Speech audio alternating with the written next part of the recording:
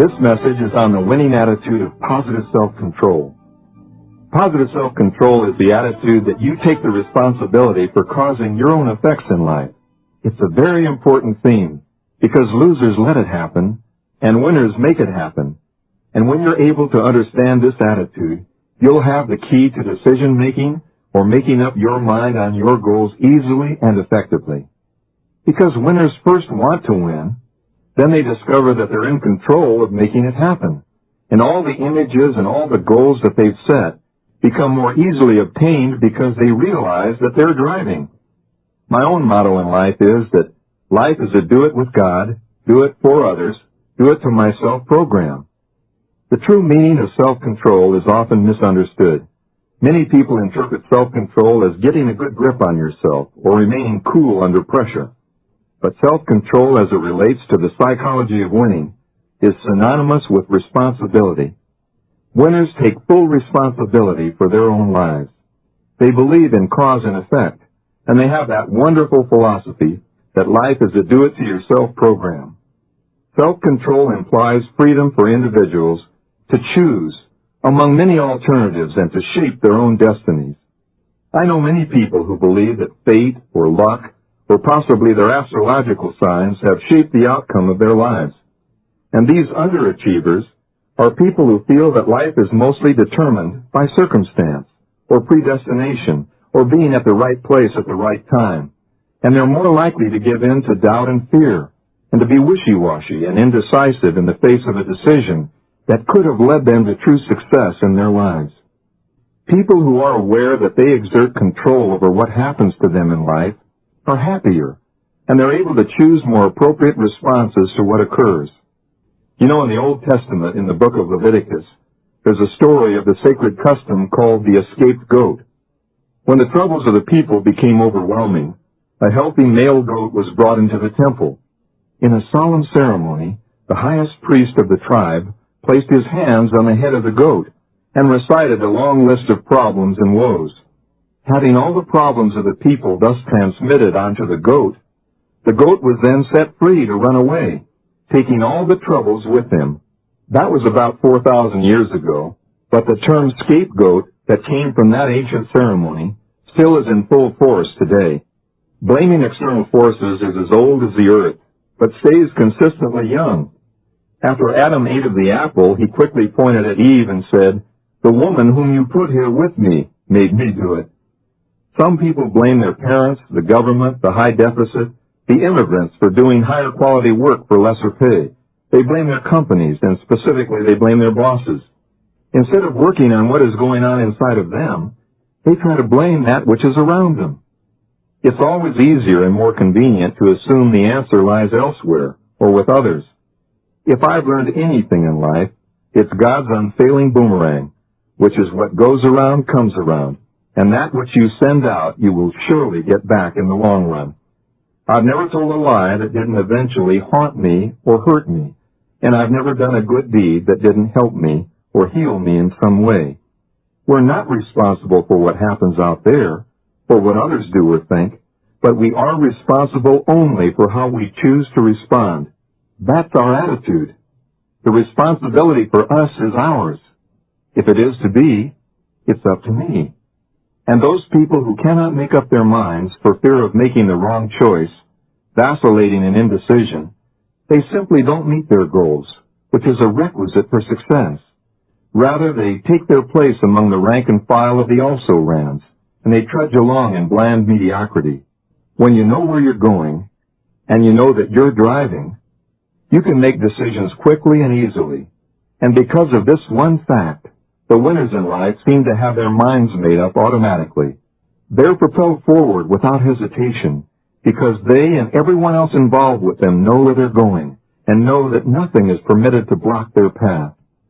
All individuals are what they are and where they are because of a composite of all of their own doings at one time or another in their lives.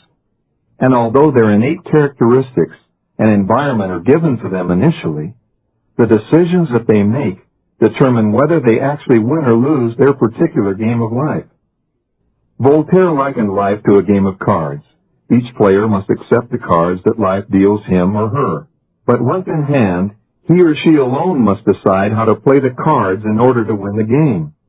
The writer John Erskine put it a little differently when he wrote, "Though we sometimes speak of a primrose path, we all know that a bad life is just as difficult, just as full of work, obstacles, and hardships as a good one. The only choice is the kind of life one would care to spend one's efforts on. Whether you're a bum on Skid Row or a high achiever, or a happy individual, you can pat yourself on the back, taking the credit for the blame for your place." We took over from our parents at a much younger age than we thought, and we've been in the driver's seat ever since. You know, I didn't realize until I was about 30 that I'm behind the wheel in my life. I thought it was my genes, my horoscope, and my childhood. I should have taken a hint from my daughter when she was only 11 months old. I was a headstrong Navy fighter pilot. Used to wear my silver blue flight suit to mow the lawn so the neighbors would know that a Rambo type was living next door. I used to go out in the freeway in my Porsche Targa, looking for Honda Civics to intimidate. I wore my flight helmet with a bolt of lightning painted on it in the car on the freeway, and I'd love to ride the bumper of the car in front of me, pretending I was a Blue Angel flying formation in an air show. I'll never forget that evening when I swaggered into my kitchen in full flight gear to greet my wife and kids, who I thought would be impressed seeing their warrior in his War Games uniform. I always wore a gun in my holster with my flight suit, in case I was shot down in a real war and taken prisoner. I figured I'd shoot my way out to freedom. Well, I'm sure you get the picture of a former chauvinist who believed that he was the boss of the house. But then I've always learned the hard way. My 11-month-old younger daughter Dana was in her high chair, supposedly eating Gerber's strained squash as the main course. Instead, the squash was in my wife's hair, all over my daughter's bib, and all over the floor. "What's going on in here?" I growled, putting my flight helmet on the table. "It looks like the Vietnam War in here." My wife smiled and said, "She doesn't like Gerber's strained squash, so I'm giving her applesauce for nourishment." I couldn't believe she said that. "Give me that squash," I said. "She eats what we give her. I was raised during the post-depression years, and we were taught to clean our plate. She eats what we give her. Besides, she doesn't have taste buds yet." I took the squash, telling my wife that I'd take charge and get this simple exercise over with. I told my daughter to open up. Her gums clamped shut. I ate several bites as a role model and made slurping, approving noises. I nearly gagged. It wasn't that great tasting, but I didn't let on. I told my daughter, "It's delicious. Daddy loves it." Her defiant look said it all. It was that "go ahead, fatso, you finish it" look. Well, I'd had about enough. I asked my wife to leave the room, and being in total control of the situation, I pressed her cheeks firmly together with my 2 fingers, and I forced her mouth open.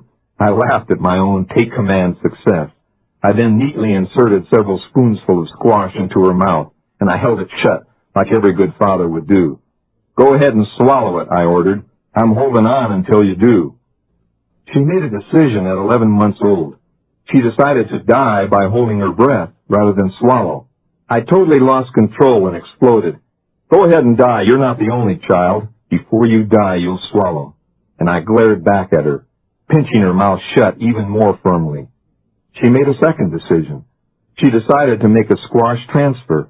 As I squeezed tightly, I could feel the pressure build up in her cheeks like Mount St. Helens. I had created the nozzle effect, and like linear acceleration, a steady stream of propelled squash came out the compressed opening in her mouth and up my nose, deep into my nasal pituitary area. And I stopped breathing. I bellowed like a bull and fell convulsing on the floor, in my flight suit. My wife, hearing the commotion, tiptoed back in and smiled sweetly. "What happened, Top Gun?" she said. I said, "Nothing. She doesn't like strained squash. Don't make a big deal about it." You see, my daughter had decided very early in life that she didn't like squash and wouldn't eat it. She's grown up now and flown the nest, but to this day, she doesn't like the taste of any kind of squash. But then, that's her choice, isn't it? You know, many children learn how to control their parents' lives as well, long before they learn how to talk in complete sentences. If whining gets attention and goodies, the whining continues. Children always do that for which they're rewarded. I saw a 5-year-old boy terrorist on a recent flight. He wouldn't sit down in his seat with his seatbelt fastened until his mother and his father gave him their 2 pieces of chocolate cake for dessert too. But you and I are not victims of the winds of fate. We are steering our ships. We are not puppets dangling from the strings of our heredity and environment. I know many individuals who have to work late all the time, as if the company or their bosses made them. You and I decide to work late sometimes because there are important things we want to get done. People who have to do things usually resent doing them, or they're not happy doing them, and they're not effective performers or producers. If you feel you have to do anything in life, in that sense, you're irresponsible in that act. Responsible self-control is the path to mental health and frequently to physical health as well. Current research into biobehavior and biofeedback programs has verified the human potential for the control of body functions and brainwave emissions. Through specialized training and discipline, it's possible and maybe even practical for us to control our pulse rate, our threshold of pain, our brainwave frequencies, and other body functions as a means of positive health maintenance for the future. Today, clinics throughout the world are teaching people how to raise their body temperature to help prevent the onset of a migraine headache, how to dilate their arteries to permit a greater blood flow to the heart, and how to relax muscles and nerve endings. I work with Olympic athletes to help them prepare for peak performance, using a combination of biofeedback and guided imagery. The next generation of astronauts, who will build our permanent space stations in new orbiting cities, they're training their minds to prevent the onset of motion sickness that is common on space flights due to zero gravity conditions that are present during travel in outer space.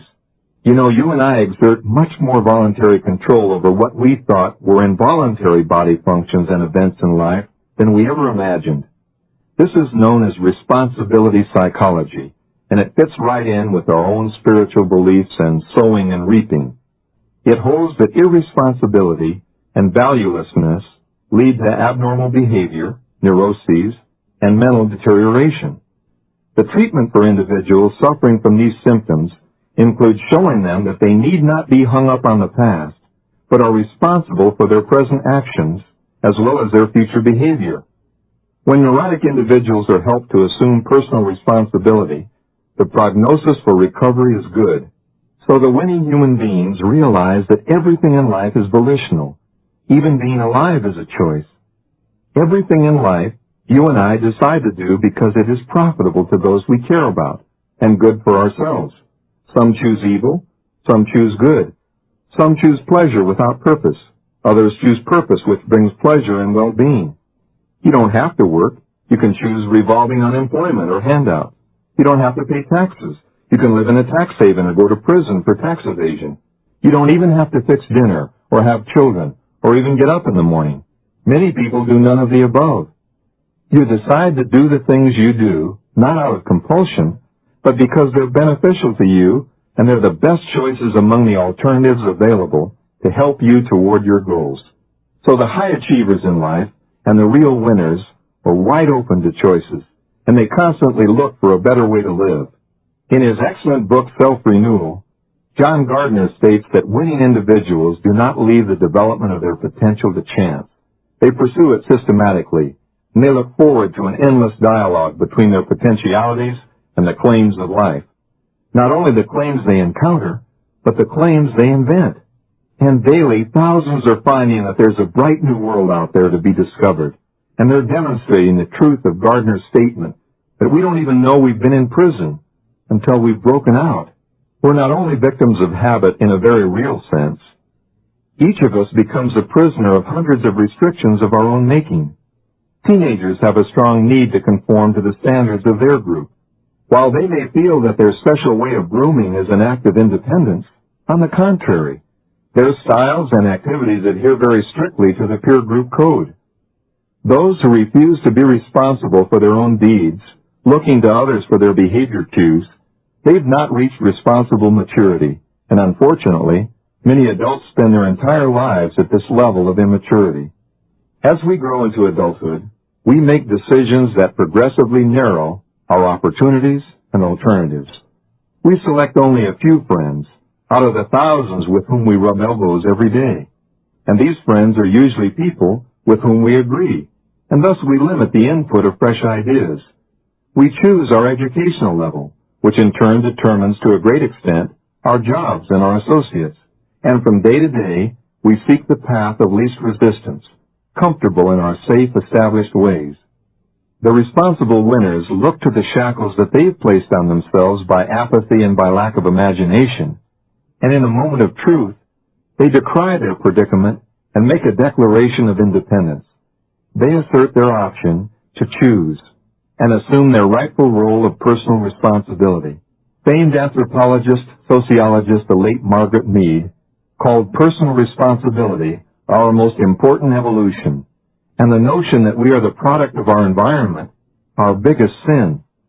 You know, there should be a statue of responsibility standing in San Francisco Bay to match the Statue of Liberty, because there can be no liberty or freedom without responsibility.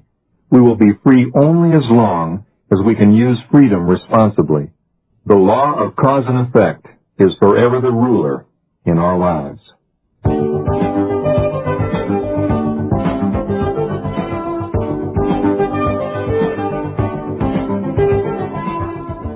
Here are some techniques for developing a winning attitude of positive self-control, because it's so important to realize that you're driving. First, eliminate the words I have to and I can't from your vocabulary. Get rid of them. There's nothing you have to do. Second, list alternative choices to your current habits, especially those habits you don't care for. Put some new choices down on paper.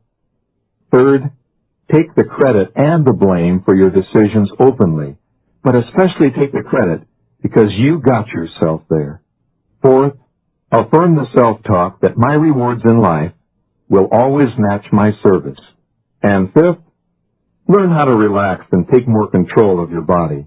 Practice some deep relaxation methods and study and learn more about biofeedback techniques. Take greater voluntary control of your involuntary body functions. Learn how to relax your muscles to get rid of tension. Learn how to elevate your skin temperature to get rid of headaches. Learn how to relax and elevate your temperature to increase your blood flow and reduce your heart rate. And set a specific time each week to initiate some action letters and action phone calls in your own behalf. Because you see, the winners in life don't wait for invitations to succeed. They make them happen. In other words, losers do let it happen, and winners do make it happen. So put on paper and create your own horoscope for life. Positive self-control is the attitude that you take responsibility for causing your own effects in your life.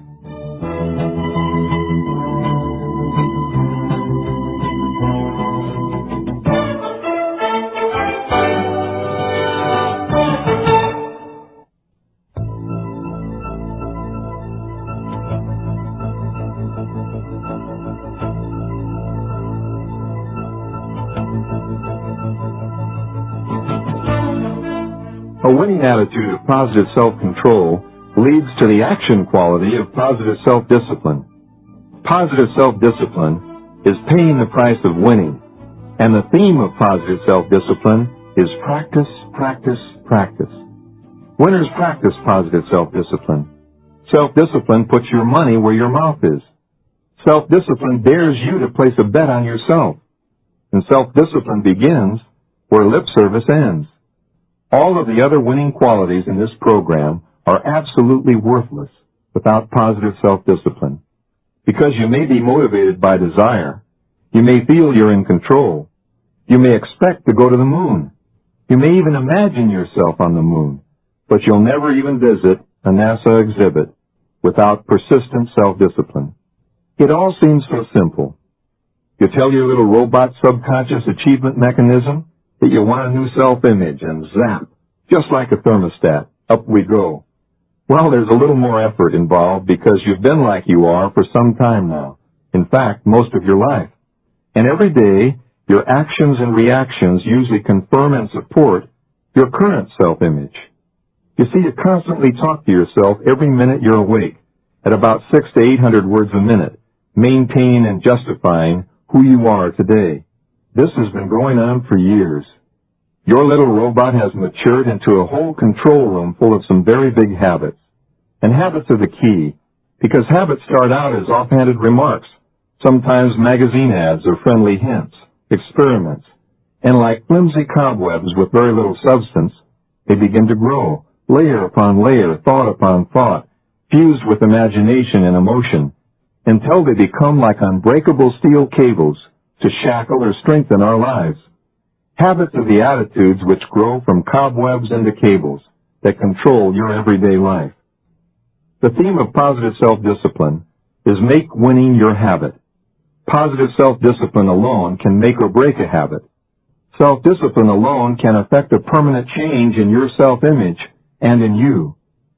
Many people have defined self-discipline as doing without, but a better definition of self-discipline is doing within when you're doing without, because self-discipline is no more than mental practice, the commitment to memory of those thoughts and emotions that will override current information stored in the subconscious memory bank.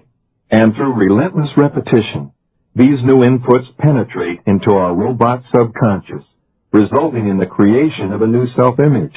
The art of visualization or mental simulation is not a new concept at all. It's been around since the beginning of time, because individuals have fantasized and acted out their whole life scripts in advance, just like a movie right from the beginning. During the past decade, the art of visualization has become more sophisticated.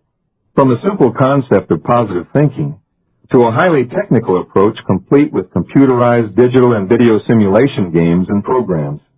Current research confirms the incredible ability of the mind to achieve the currently dominant thought by instructing the body to carry out the vivid images of performance as if they'd been achieved before and are merely being repeated.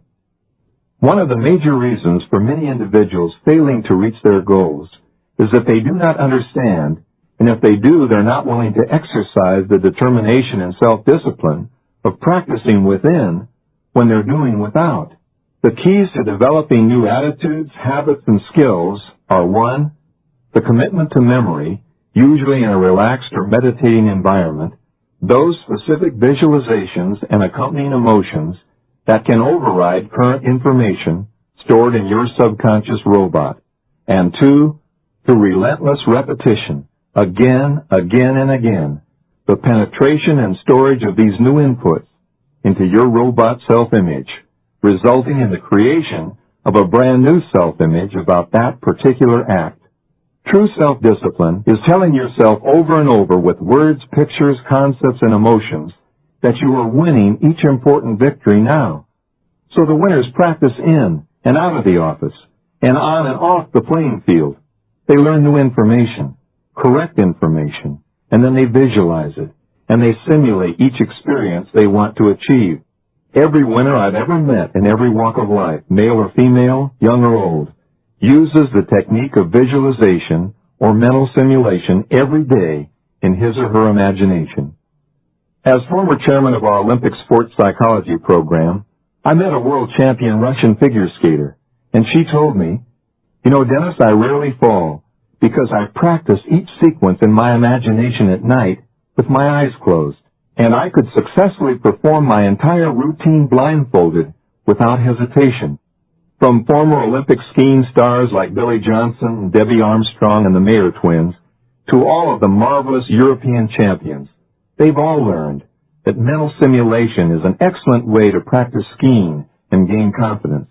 In your mind, close your eyes, feet together, weight properly balanced, correct knee position, down the fall line, navigate the moguls, feel the crisp exhilaration, the wind, the speed, the open freedom of doing it all yourself.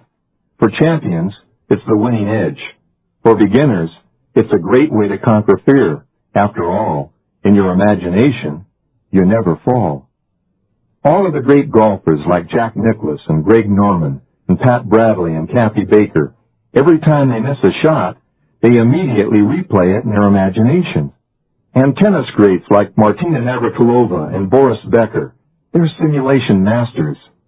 You know, some time ago when Jack Nicklaus won the Masters golf tournament in his middle 40s, a veteran jockey was simulating while he watched Nicklaus and his son march up the 18th fairway toward the victory celebration and the coveted green jacket.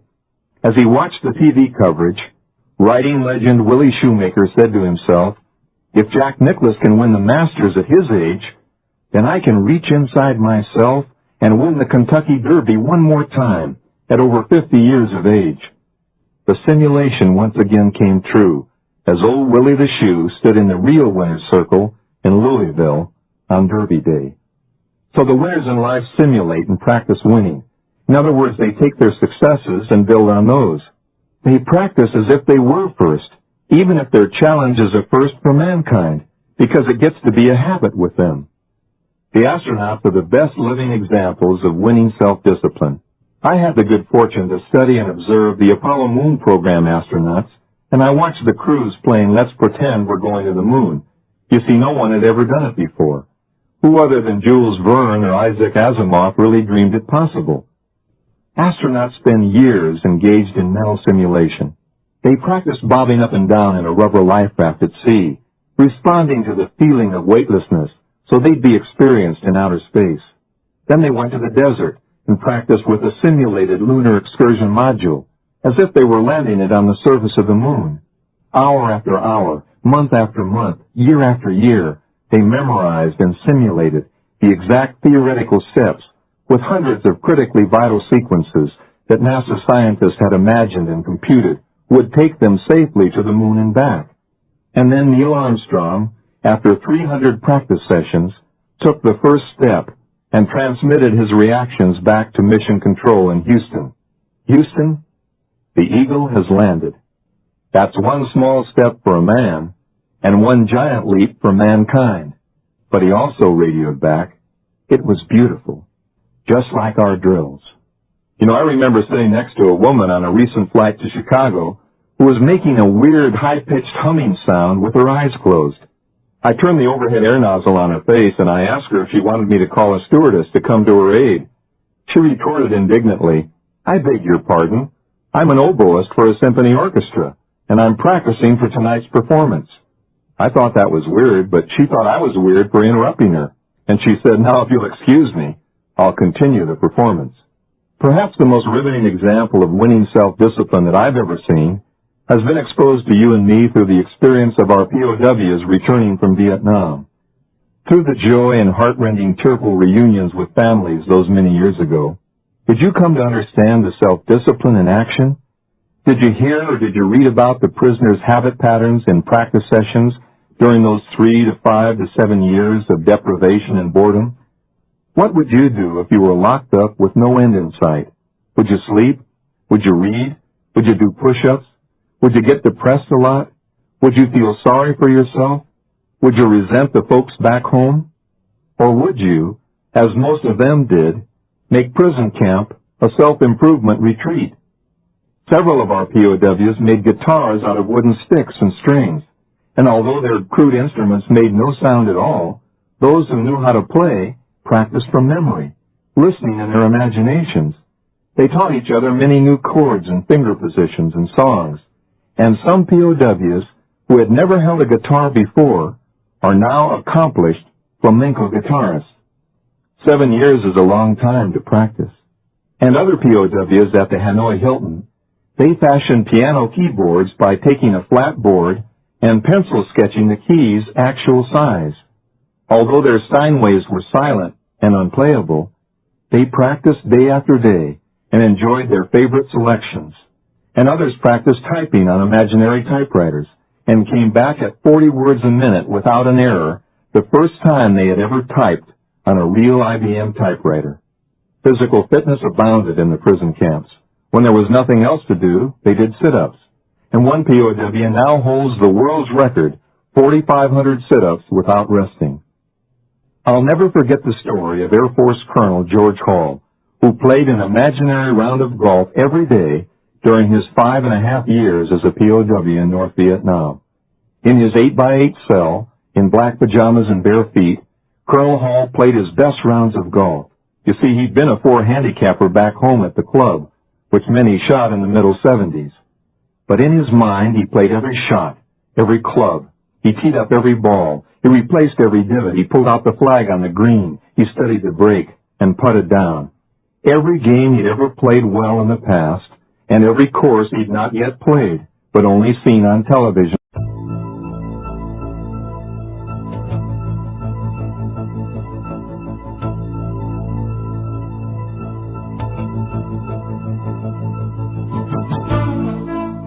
This message is on the winning attitude of positive self-esteem, and self-esteem is the single most important quality of a winning human being. It's that deep down inside the skin feeling of your own worth. You know, I like myself. I really do like myself. Given my parents, my physical looks, and my limitations, and my lifestyle, my background, I'm kind of glad I'm me. In fact, I'd rather be me than anyone else living at any other time in history. But I'm not conceited. In fact, conceit is God's gift to shallow people. This positive self-talk is the verbalization of inner value of a winner. And positive self-talk is the key to developing positive self-esteem. The winners in life have developed very strong beliefs of self-worth and self-confidence. They weren't necessarily born with these good feelings, but as with every other habit, they learn to like themselves through practice. Some individuals are born with much more going for them at the start. They have wealthy parents or beautiful parents or talented and intelligent parents. And many children in their early years have been encouraged and nurtured by winning parents and outstanding teachers and coaches and friends who gave them early feelings of self-esteem. And this is perhaps the most important quality of a good parent and also in a good business leader, the positive encouragement of their children and employees toward the development of self-worth. But there's an amazing historical pattern that is almost contradictory, and that's the pattern that some of the offspring of the richest, most beautiful, most talented people have become losers or lazy, unable to live up to their heritage, unable or not caring enough to accept themselves or perform effectively in society on their own. This may be because they had so much going for them at the start that they developed no inner drive to take them forward. And yet some of the offspring of the most backward, discouraging beginnings have grown into outstanding winners and top achievers in every walk of life. Out of adversity can come greatness. In the losers and low achievers in life, an attitude of low self-esteem seems to be at the root of their problem. Recent studies of terrorists, skyjackers, and assassins of world leaders have shown that these aggressors are very likely to be loners with extremely low self-esteem, and the same is true with most criminals. It's been said that John Dillinger, the notorious criminal, ran into a farmhouse and repeatedly told the occupants, "My name is John Dillinger. My name is John Dillinger. I'm not going to hurt you. I just wanted you to know that my name is John Dillinger." A terrorist with no positive inner values and a fanatic disregard for others, driven by hate instead of love, feels he has to kill important leaders or innocent bystanders to make a media event and feel worthy of attention. What a terrible, pathetic tragedy. And thieves lacking in self-esteem steal others' belongings to make up for their own lack of values and inadequacies. And child abusers and wife beaters, they hide behind an angry mask of aggression to intimidate those vulnerable family members that gives them as bullies a false sense of power. But people like Golda Meir and Madame Curie and Benjamin Franklin and Thomas Edison and Mother Teresa and Jonas Salk all have mentioned early feelings of worth and of their desire to pass their valuable service on to others. The studies of high-performance individuals verify again and again that positive self-esteem is the key ingredient. Studies of business managers and sales personnel attest to the same ingredient. Salespeople who doubt their own self-worth have only temporary success if they ever even get off the ground. And managers lacking in self-esteem seem to plateau very quickly or become paper shufflers. But the real top producers in business always seem to feel good about themselves because they realize that the measure of success in life is not so much based on the external conditions as it is with a deep-seated belief in one's own worth. Of all of our judgments through life, none is more important than the estimate we place on ourselves, according to our own internal standards. To develop an even higher degree of positive self-esteem, winners learn to understand that self-development is a lifetime program. As we were growing up, many of us played an inferior role to the adults in our lives. We were told what to do and what not to do. We were constantly reminded of our shortcomings, and we were told, Don't always interrupt, and children should be seen and not heard. You're not old enough to do that. Here, let Dad show you how it's done. This bombardment can take its toll and can grow into the troubled teens and the generation gap if it's practiced continually. The low achievers in life seem to water and cultivate the early seeds of inferior feelings with their own imaginations, and they develop strong, prickly weeds which stick and irritate them for many years to come. You know, I've read about a native tribe in South America whose people have been dying prematurely of a strange malady for many generations. It was finally discovered that the disease was caused by the bite of an insect, which lives in the walls of their adobe homes. The natives have several possible solutions. They can destroy the insects with an insecticide. They can destroy and rebuild their homes. They can move to another area where there are no such insects. Or they can continue to live and die early, just as they have done for generations. And you know, they've chosen to remain as they are and die early. They've taken the path of no change and least resistance. And many people in life have a similar attitude about personal development. On the one hand, they know that learning brings about change, but on the other hand, they seem to resist change. They know that many people have overcome great obstacles to become great, but they can't imagine it happening to them. And so they resign themselves to be the also-rans in life, wishing and envying away their lives. These low achievers learn the habit of concentrating on their failures and all the negative events in their lives, with self-talk that seems to reinforce this losing cycle. Because they're controlled by external standards that have been set by others, they often set their sights too high to begin with, and as they fail to reach their goals again and again, these failures become set in their subconscious self-images as actual targets and real goals of their own. This explains why so many well-meaning people have what I like to call permanent potential. In other words, they almost succeed over and over again, having only temporary or fleeting success, which fails to materialize into any solid lifestyle at all.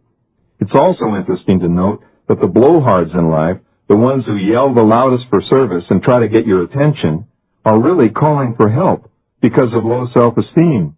What they're really shouting is, "Help! Look at me, please." There's also a growing tendency today among many individuals to display an array of expensive possessions and outward trappings of affluence. This concentration on status symbols is more likely to say to others that the owner is actually lacking in self-esteem, rather than the fact that he's rich. It's possible that only those with a strong sense of self-worth can afford to display a modest image to the community, and they usually do. But there's another side to modesty. Humility is serving others with value. Humiliation is when you tear yourself down in the process. Many people are prevented from using their talents because they live under the mistaken belief that it's wrong to be competitive, even as a means of testing their inner abilities and develop skills. They've become fanatic in their cry that it's wrong to be rich. They have the notion that it's noble to be poor, and that poverty leads to spiritual purity. They rationalize from the scriptures that money is the root of all evil, not realizing that they're misquoting the timeless wisdom, that the love of money is the root of all evil. When money, power over others, and personal gain are the major goals in life, then moral and economic crises are not far behind, not only for the individual, but for the entire society. You see, wealth is only a source of happiness when it's employed to do good for others. If you are developing a lifestyle that is pleasing and inspiring to yourself, and if your efforts are setting a healthy example for those who look to you for guidance and encouragement, then you are indeed a wealthy person. But lest you get the wrong impression, I see nothing wrong at all in being extremely financially successful. In fact, that's what free enterprise and the psychology of winning are all about. We should have the right to earn as much as we're willing to work and create for, by providing products or services that benefit as many people as we can. And there's the key, that benefit others, not exploit them, not cater to their insecurities, to their sexual perversions or their obsessions. Financial resource is behind every scientific breakthrough, every medical technology, every industry, every book we read, and every job we have. Financial wealth is the harvest of our collective and individual productivity, and I believe in enjoying the fruits of my labors without guilt. Quality in everything is what we should invest in. It demands the highest price because it's made to function properly and to last a long time. To establish true self-esteem, we must concentrate on our own successes and forget about the failures and the negatives in our lives. The child's view must be recognized as just that, as serving a purpose in the early years, but dropping aside as we mature. Instead of comparing ourselves to others, we should compare ourselves with our own abilities, our own interests, and our own goals. And we can make a conscious effort to upgrade our lifestyle and pay more attention to personal appearance and personal habits. To develop more self-esteem, we need to base more of our actions and more of our decisions on rational thinking rather than on emotions. Emotions are the automatic product of subconscious integration, and they're passive and reactive in nature. To respond to the daily experiences and challenges of life by reacting emotionally is to nullify the wisdom and the power of the rational mind. The real winners are able to enjoy their emotions like children, probing the depths of love and excitement and joy and compassion. But the winners make the decisions that shape their lives through logic and common sense. And marriages today, of course, would be a lot stronger if they were entered into intelligently as well as emotionally. To develop and maintain high self-esteem, we need to find pleasure and pride in our current profession rather than looking at the greener pastures elsewhere. This is the philosophy of finding success in your own backyard, right now, right where you are, and making changes in your own internal standards rather than searching for external stimulation in a new environment. Although we're always seeking improvement, the real winners with positive self-esteem accept themselves just as they are at this moment. Since the perfect human being has not been discovered, we all need to live with our hang-ups and our idiosyncrasies until they can be ironed out. One of the most important qualities in successful dynamic living is that of self-acceptance, the willingness to be oneself and to live one's life as it's unfolding, accepting all the responsibility for the ultimate outcome. Perhaps the most important key to permanent enhancement of self-esteem is in the practice of positive self-talk. Every waking moment of our lives, we must feed our subconscious self-image positive affirmations about ourselves and our performances so relentlessly and so vividly that our self-images in time are modified to conform to the new higher standards. I've been conducting research on the power of words and images on the functions of the body, and I've been amazed at the tremendous influence that words and thoughts spoken at random can have on body functions that are monitored on biofeedback equipment. Since thoughts can raise and lower body temperature, secrete hormones, relax muscles and nerve endings, dilate and restrict arteries, and raise or lower pulse rate, it's obvious that we need to control the language we use on ourselves. That's why the winners in life rarely ever put themselves down in actions or in words. Losers fall into the trap of saying, I have to, I can't, I'm a klutz, I shoulda, woulda, coulda, mighta, oughta, if only I'da, I'll try, and I wish. And the most famous losing line of all, yeah, I know, but, or just, yeah, but.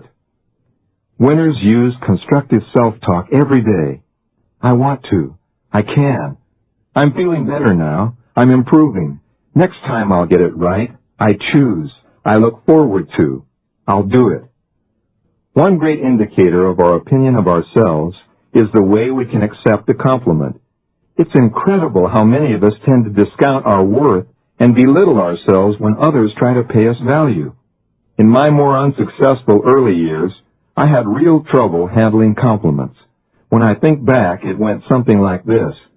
Gee, Dennis, that's a good-looking suit. Is it new? My answer? No, I was going to give it to the Goodwill. Gee, thank you very much, Dennis, for what you did for our son. My response? Tell him it was nothing. You know, I'm sure they thought, gee, we thought it was special, till he said it was nothing.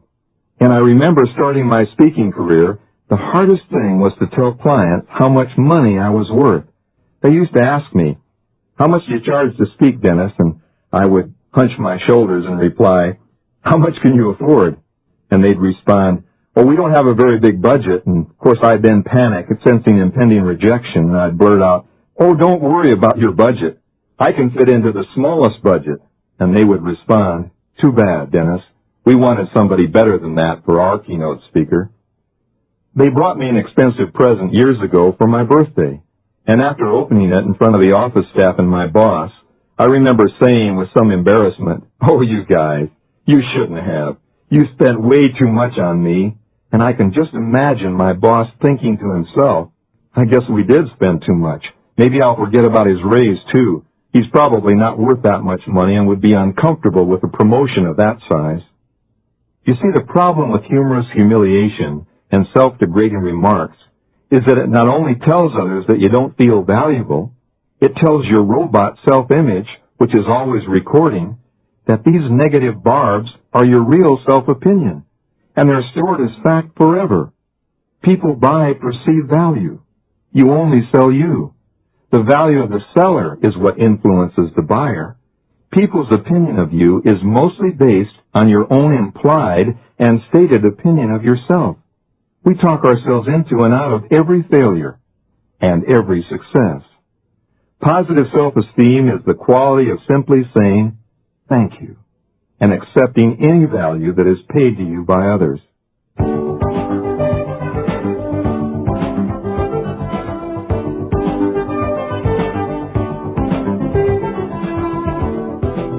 Now let's review a few basic reminders that will keep your self-esteem up in the winning cycle.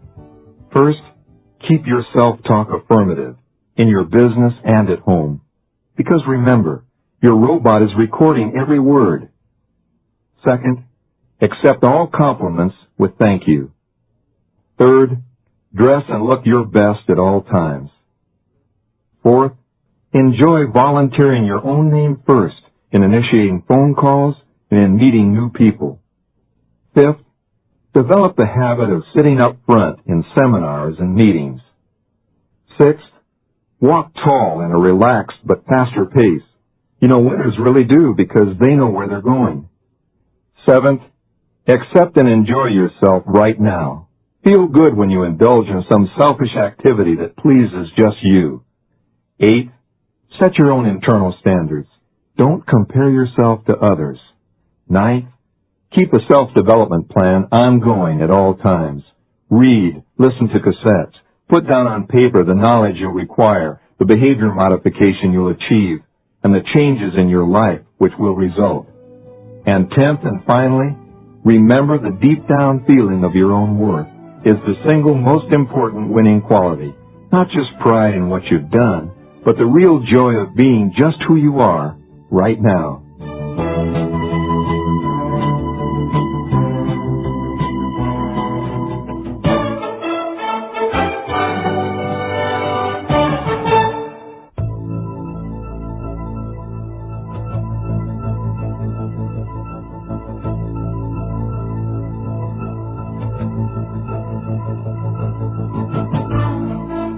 This message is on the action quality of positive self-dimension. Positive self-dimension is self-esteem projected beyond yourself in everyday living. The greatest life in the world is living for yourself so you can give yourself away to others. And how can you give away what you don't feel for yourself? Well, you can't. Unless you love yourself, you can't respect and love others either. Oh, you can need them or you can use them, but there can be no mutual respect without your active practice of positive self-dimension. The healthy high achievers function effectively because they maintain a healthy dialogue between themselves and others, treating others with the same respect, integrity, and care as they accord themselves.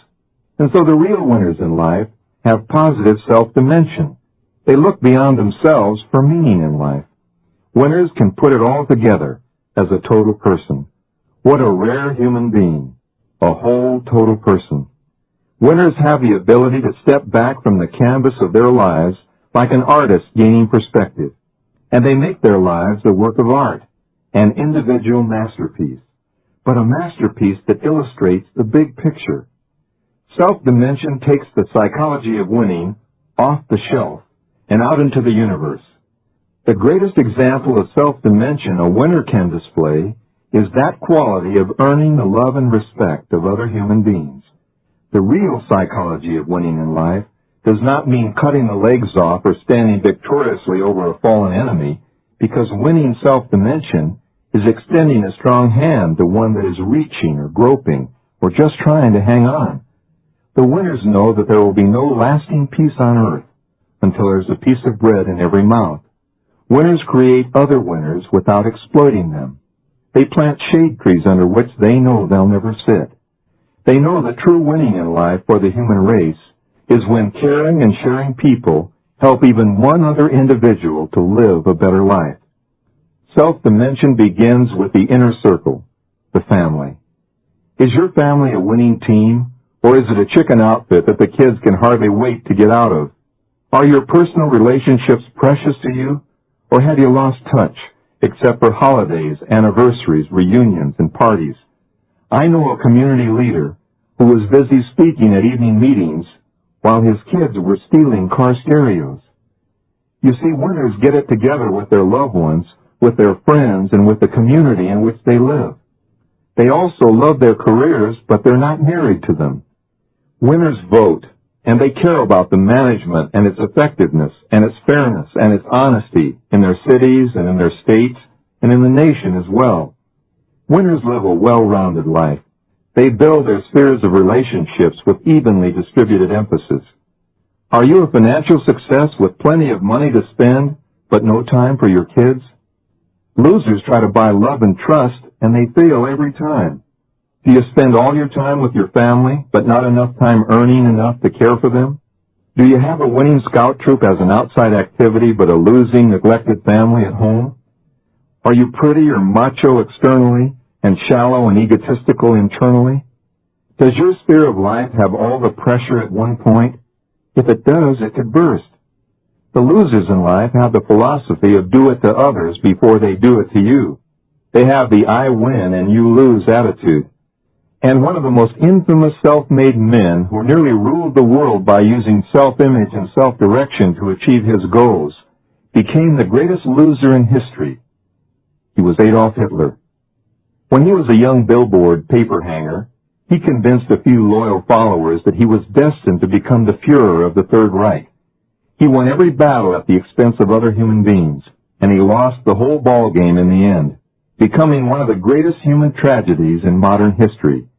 Adolf Hitler was a pathetic example of low self-esteem transformed into a grossly distorted self-dimension of do it to others before they do it to you. The real winners in life practice the double win attitude. If I help you win, then I win too. I win, and you win. And they realize that it's not nice to fool Mother Nature either, because nature is innocent and abundant, but very unforgiving. We've exploited her resources, and she's responding like a mirror, reflecting our gluttony and plunder with dwindling resources, pollution, unclean air, unsafe water, toxic food, and cancerous byproducts of technology. As we change our environment to suit our short-range ambitions, we may be risking the very survival of the human race. And therefore, real positive self-dimension is an understanding of the vulnerability of the life process and the delicate balance of ecology. The winners remember that those who owned the earth for thousands of years may be in the Hall of Fame of the extinct. They know that New York could become Tyrannosaurus Rex, and Los Angeles the woolly mammoth or mastodon, unless they cherish the natural environment and put back at least as much as they take out of the earth. And winners take their cues from their friends, the animals, as well. They know what sealskin coats and fancy furs of ocelot can mean to future generations. Someday, when SeaWorld's long gone dry, and all the birds have flown, and all the fish are gone, or on your dinner table, and all the animals are rubberized, or polyester foam, available exclusively on stage at Disney World, someday a group of wise men will deduce and calculate that what befell the animals could well be human fate. Someday, if we're not careful, we may find in some museum a glass display that lights up when you press the rail, complete with tape-recorded spiel that tells in 30 seconds of the day when man and woman roamed the planet Earth with their beloved friends, the animals. Self-dimension, fitting in, drawing upon the spiritual power woven intricately into every fiber of our being. Winners in life go beyond the horoscopes and stars and fortune tellers' prophecies. They go beyond the do-it-to-yourself advice, even beyond their plastic surgeon's knife, and they live each precious golden day as if it were their last. They build for the future, and they learn from the past. Positive self-dimension is being in harmony with the divine order that shapes the entire universe. It is seen in the perfection and in the beauty manifested in nature, and recognizes the imperfection of man's attempt to reshape nature in his own image. Winners are able to put their own lives into perspective with other human beings, learning from past generations, and open to the idea that other forms of life, possibly more advanced, may be present in the outer reaches of this galaxy or other galaxies beyond. Winners with their positive self-dimension, most importantly, have a keen awareness of the value of time, which once spent is gone from their lives forever. Winners seem to understand the concept which I call close encounters of the fourth kind. Close encounters of the fourth kind have nothing to do with UFOs or Star Wars. The fourth dimension is time, and time is forever the ultimate ruler in each of our own lives. When we were children, time stood still. It took forever for Christmas and summer vacation to arrive. Our 21st birthday was always way out in the future, and then it came and went. A close encounter of the fourth kind is a life experience in which you come face to face with the reality that there are no timeouts, no substitutions, no replays. That it's not a rehearsal or a practice game, but it's truly the Super Bowl, World Cup, or big game every day. And this is not merely a cliche with the winner. It's a sobering understanding that the clock never stops. Your encounter may be a near miss on the freeway. It could be the loss of a close friend or a serious illness in the family, or something as simple as a high school or college reunion, or an encounter with an old family photo album, or even a new look at yourself in your own bathroom mirror. I went to my 30th high school reunion not too long ago, and it was a sobering experience. If you haven't been to your own 20th or 30th high school reunion, don't go. They're close encounters of the worst kind. You'll see old people who claim to be your classmates. The cheerleaders look like the refrigerettes. The most likely to succeed didn't. The curly-headed guy in my English class is as bald as Marvelous Marvin Hagler or Telly Savalas. The shy girl in my speech class is a trial attorney. The guy who is afraid of heights is an astronaut. It just doesn't compute anymore. All my old friends had to look at my name tag with their reading glasses on, and they still couldn't put the name with the face. I told them all I travel a lot and get jet advance instead of jet lag. Winners learn from each of these close encounters.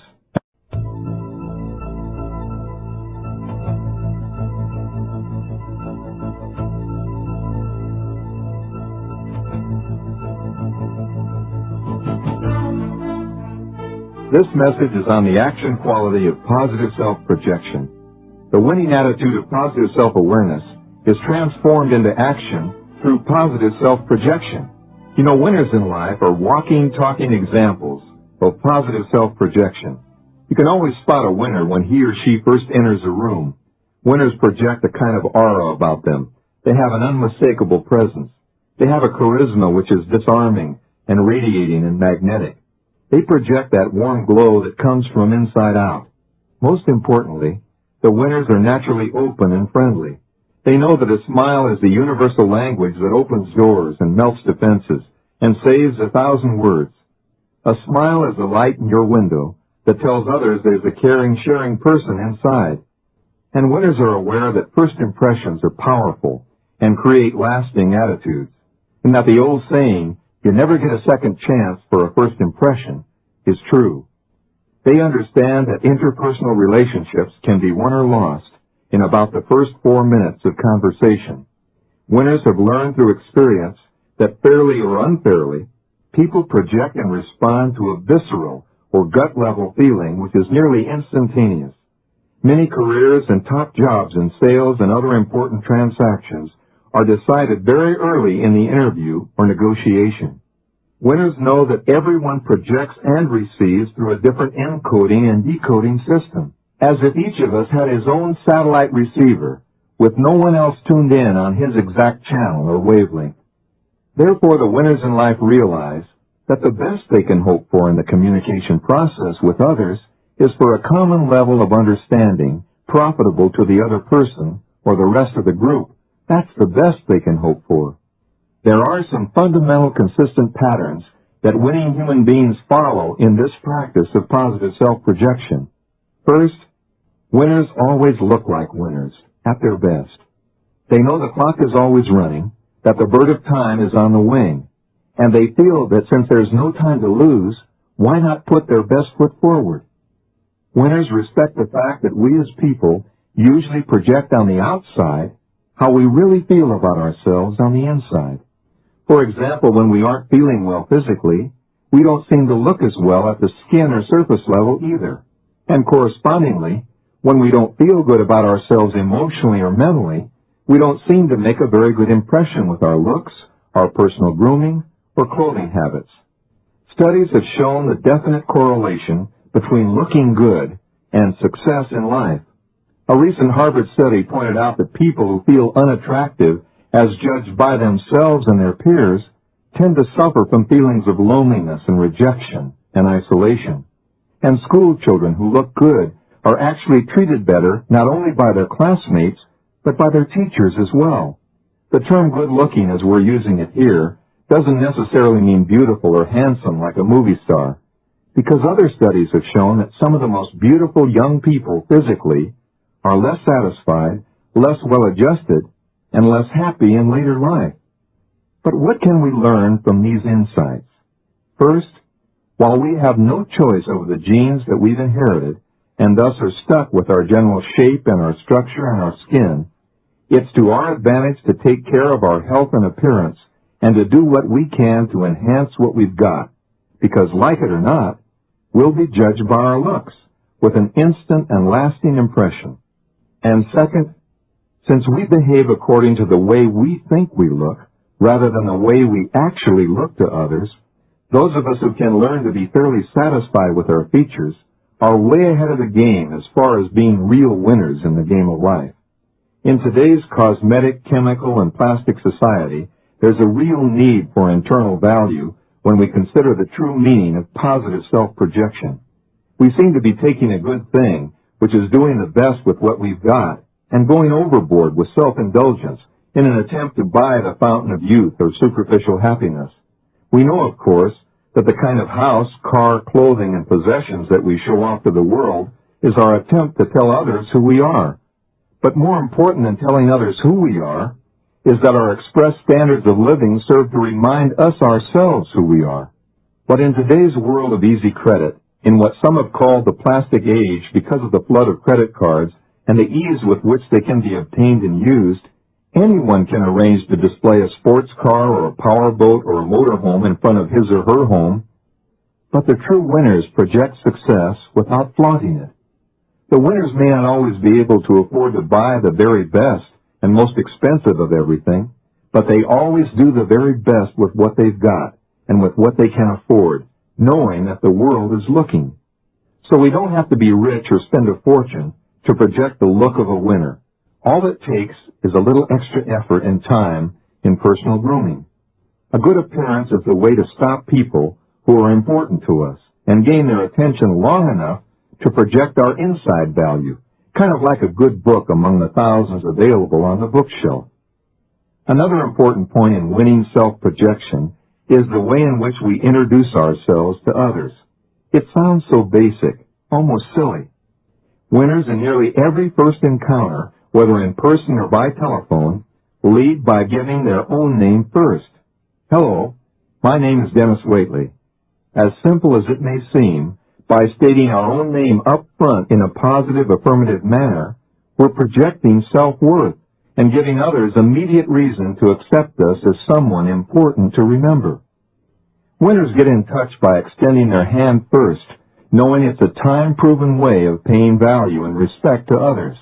And along with the warm handshake, winners use direct eye contact and a warm, open smile to project interest in communication. Nothing marks the loser so clearly as shifty, wandering eyes, unable to look straight into our own, but looking down in a way as if to say, I can't be straightforward with you because it's too uncomfortable. And nothing marks a winner so clearly as a relaxed smile and a face that volunteers his or her own name and enjoys it while extending his or her hand to yours and looking directly into your eyes. Winners learn the art of projecting themselves through active listening. Once they introduce themselves, they become the listeners. They know that listeners learn a great deal, while talkers learn nothing. That's why we have 2 eyes, 2 ears, and only 1 mouth, so we can observe and listen more than we talk. And winners ask questions when they do speak. They draw the other person out. They ask for examples. They ask for feedback. They ask others to put it in other words, and they feedback what others have said for clarity and understanding. Winners know that paying value to others is the greatest communication skill of all. Earl Nightingale, one of the greatest self-development philosophers of our time, calls this unique skill the I'll make them glad they talk with me attitude. This is a great idea that's so simple it's almost deceptive. We have to examine it carefully to understand how it works and why. I'll make them glad they talk with me is an attitude that can become a whole way of life when winners face a prospect or an adversary or a potential friend. When they pick up a telephone, their attitude is service-oriented and not self-oriented. Their concern is for the other person and not themselves. When we have someone else's interest at heart, not just our own, the other person can sense it. They may not be able to put it into words just why they feel that way, but they do. On the other hand, people get an uneasy feeling when they talk with a person who has only his or her own interest in mind and not theirs. There's an excellent reason why we get these feelings about people. It's known as nonverbal communication. It's the old business of who you are speaks so loudly, I can't hear what you're saying. And it's tremendously important to all of us in self-projection. We communicate by means of some 700,000 nonverbal signals. Now, when we consider the limited vocabulary of the average person, it's easy to understand why nonverbal communication has more effect than most of us had ever realized. People, whether they know it or not, telegraph their intentions and feelings. Whatever goes on the inside seems to show on the outside. We receive most of these nonverbal communications below the conscious level of thinking. Our subconscious robot-like minds evaluate them and then serve them up to us as feelings based on our past experience. When we adopt the I'll make them glad they talk with me attitude, this idea of helping the other people solve their problem, we have their interest at heart. Then the feelings they receive agree with what they hear us say, and the climate is just right for all of us to benefit. Everybody wins with this attitude. So winners listen to the whole person. They observe body language, realizing that folded or crossed arms sometimes means a defensive or introverted listener. They understand that hands on the hips or active gesturing can mean an aggressive attitude. And winners watch the eyes, which can look down or away in self-consciousness or guilt, or which can flare or pinpoint in surprise or anger. Winners listen to the extraverbal messages too, the tone of voice, the tremor, the nervous laugh. The winners in business and personal relationships and in marriage take 100% of the responsibility for success in the communication process. In other words, winners never meet you halfway or go 50-50. As listeners, winners take 100% of the responsibility for hearing what you mean, and as talkers, winners take 100% of the responsibility for being certain that you understand what they're saying. By giving examples, by asking you for feedback, by putting what they say in different words, they can make it easy for you to gain the true intent of their communication. And winners use the KISS formula. KISS in communications means keep it straightforward and simple. Winners project in clear, concise, simple language, and they use words and examples that don't evoke a double meaning or a hidden agenda. And last and most importantly, winners in life project constructive, supportive ideas. They're neither cynical nor critical. Winners accept another viewpoint as being valid even if it is diametrically opposed to their own beliefs. A winner says, I appreciate and understand your position. However, I may feel differently, and if so, I'd like to tell you why my position may be different from your own. When Will Rogers said, I never met a man I didn't like, I'm sure he didn't mean that he approved of all the traits and characteristics of every man he met, but he always found something he could admire in everyone, because he knew that we get back from people what we give them. If we want to be loved, we must first be lovable in our self-projection. Think back to the people who've had the most influence on you. You'll likely find that they were people who really cared about you.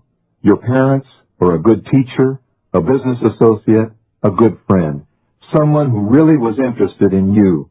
And the only people you'll influence to any great degree in your life will be the people you care about. When you're with people you care about, their interest and not yours will be the uppermost thing in your mind, and this is most evident in marriage and parenthood. But it's also true in every other area of our lives. It's been said that marriage is not looking at each other, but looking in the same direction together. And this is just as relevant in other areas of our lives as it is in marriage. It's not looking at each other, but looking in the same direction together that counts. Our success in getting along with others and in communicating effectively with them depends upon this same principle. It depends solely upon our ability to help other people solve their problems. This is winning self-projection.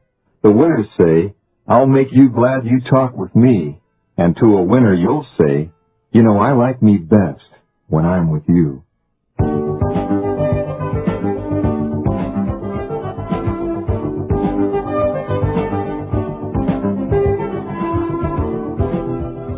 The true psychology of winning is gained in projecting the 10 qualities of the total winner. Number 1, project an attitude of positive self-expectancy. Be optimistic and enthusiastic about yourself. Remember the basis for psychosomatic health, that life is a self-fulfilling prophecy and that the body manifests what the mind harbors. Look at problems as opportunities. Since you usually get what you expect in life, expect the best for you. Number 2, project that action quality of positive self-motivation. Remember that since you become what you think about most, that you're moving constantly in the direction of your currently dominant thoughts. Remember that lasting change is based upon a burning desire that has been internalized by you into an inner commitment. Since fear and desire are the two most powerful motivators in our everyday lives, go for the rewards of success and don't try to go away from the penalties of failure. You become permanently slim not by trying to think of losing weight, but by thinking thin and moving toward your desired weight. In business, project what you want. Don't point out what you don't want to happen. Number 3, project the winning attitude of a positive self-image. Realize once and for all that your imagined self is either your life's achieving mechanism or your self-limiting handicap. Your self-image is like a thermostat or a robot autopilot.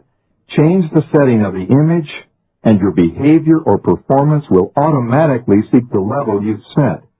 Your self-image can't distinguish right from wrong or truth from fantasy. So see the image of that person you'd most like to become, and remember that imagination really does rule your world. Number 4, project your self-image into specific goals with an action plan of positive self-direction. Consider the real power of purpose. Set lifetime goals, as soon as possible goals, time priority goals, and concentrate on your most important daily goals. Write them down, no distraction. Check them off. Set them incrementally, just out of reach, but not out of sight. Number 5, project the winning attitude of positive self-control. Winners make it happen, while losers let it happen. Take full responsibility for causing your own good effects. Make the decisions, and exercise the choices that are open to you. And 6, project your self-control in the action quality of positive self-discipline. Remember that habits start like cobwebs, as flimsy notions at first, and then with practice become like unbreakable cables to shackle or strengthen our lives.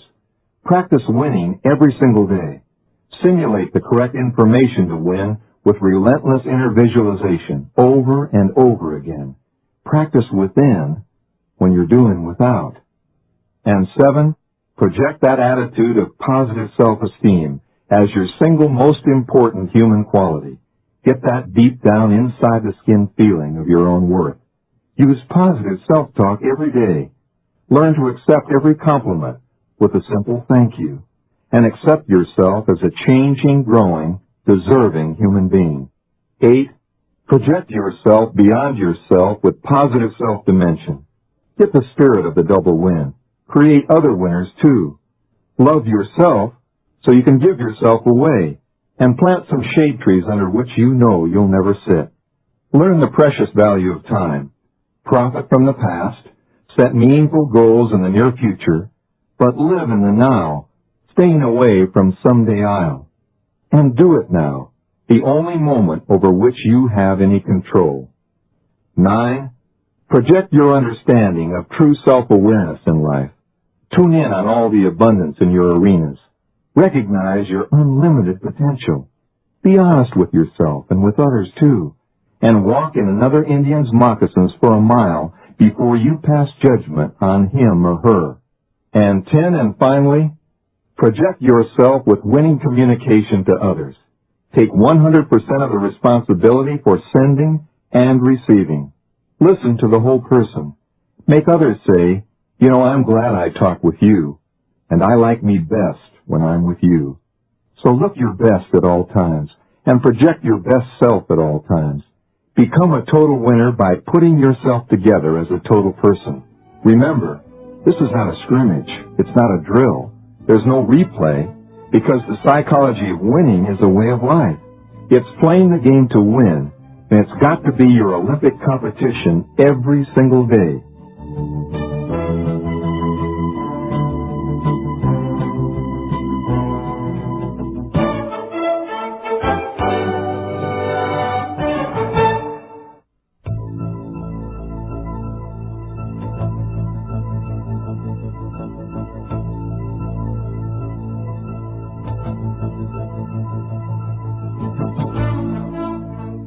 This message is on the action quality of positive self-projection.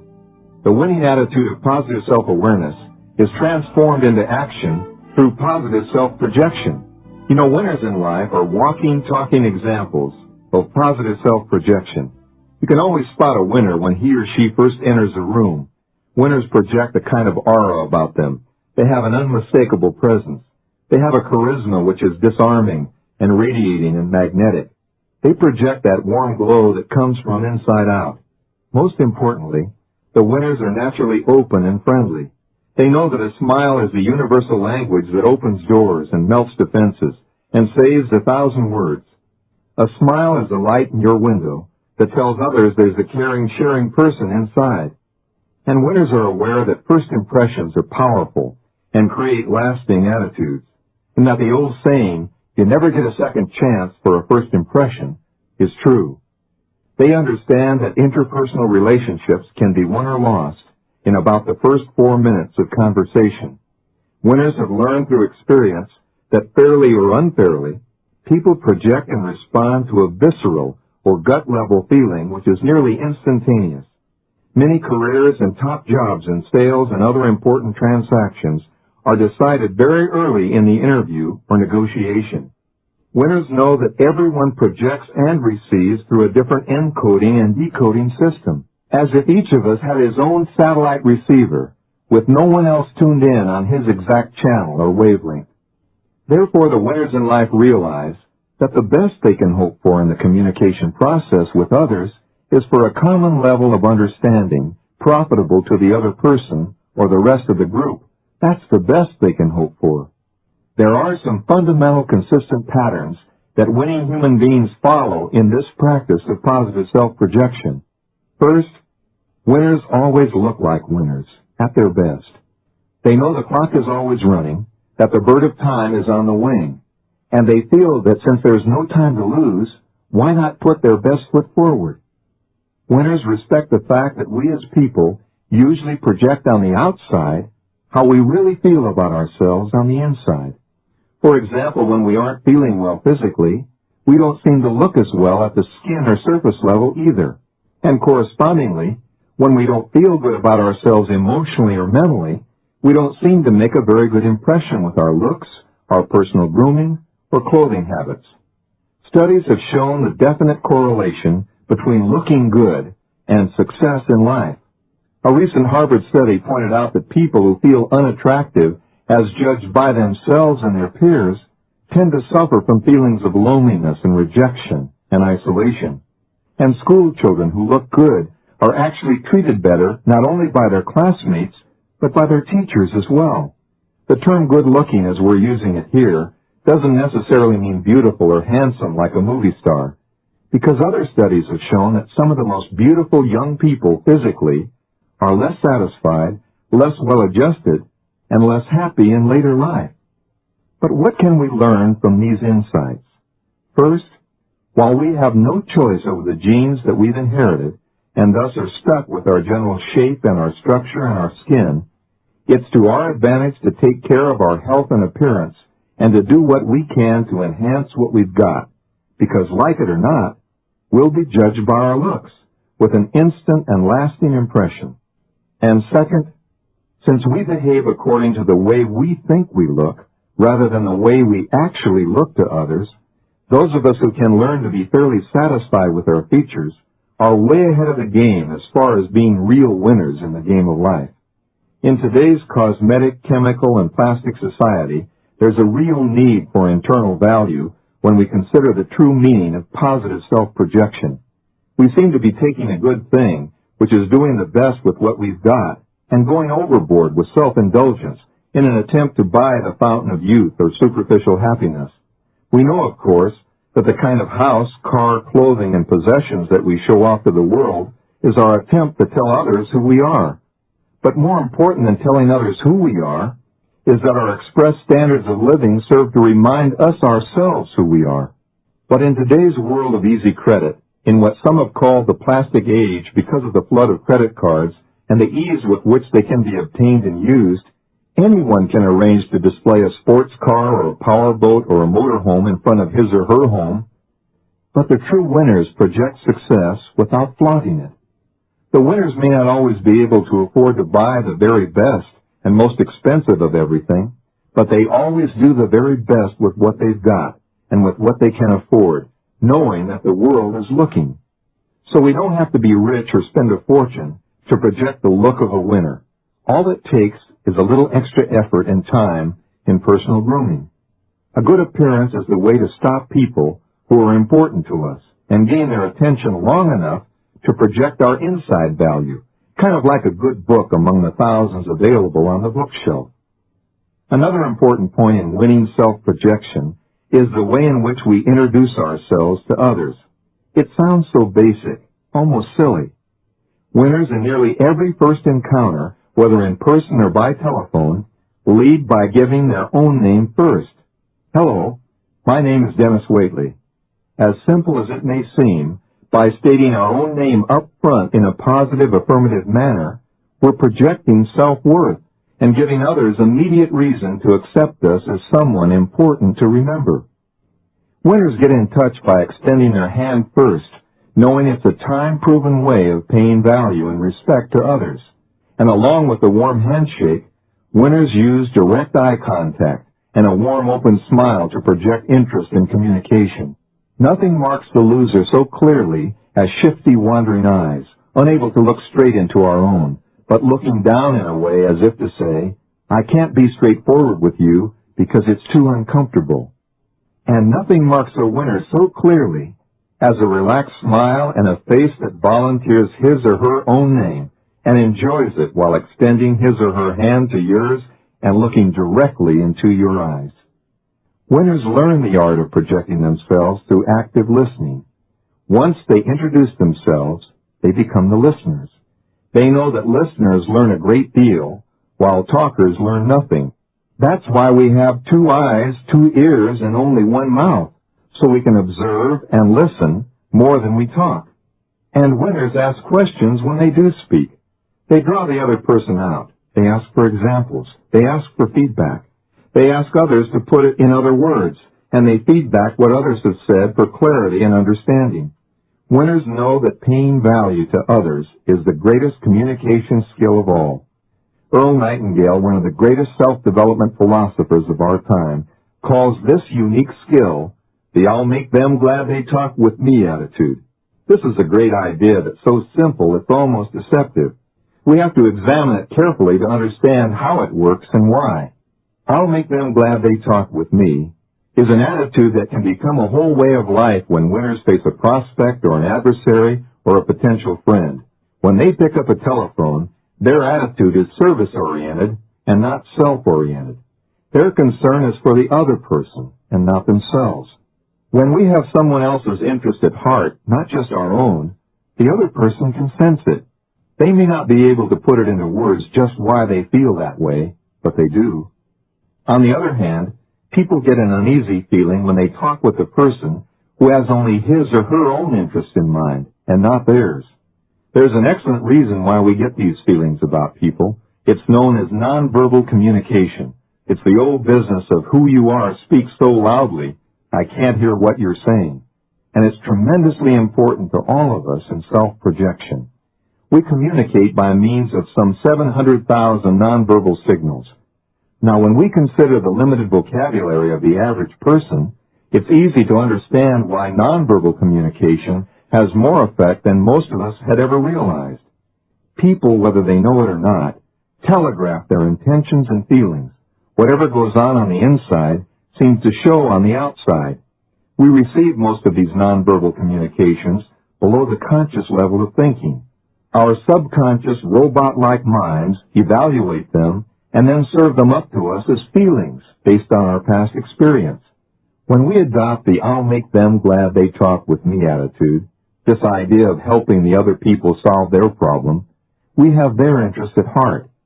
Then the feelings they receive agree with what they hear us say, and the climate is just right for all of us to benefit.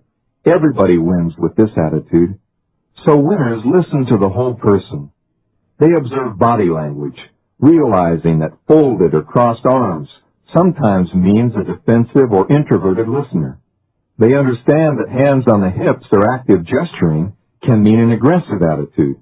And winners watch the eyes, which can look down or away in self-consciousness or guilt, or which can flare or pinpoint in surprise or anger. Winners listen to the extraverbal messages too, the tone of voice, the tremor, the nervous laugh. The winners in business and personal relationships and in marriage take 100% of the responsibility for success in the communication process. In other words, winners never meet you halfway or go 50-50.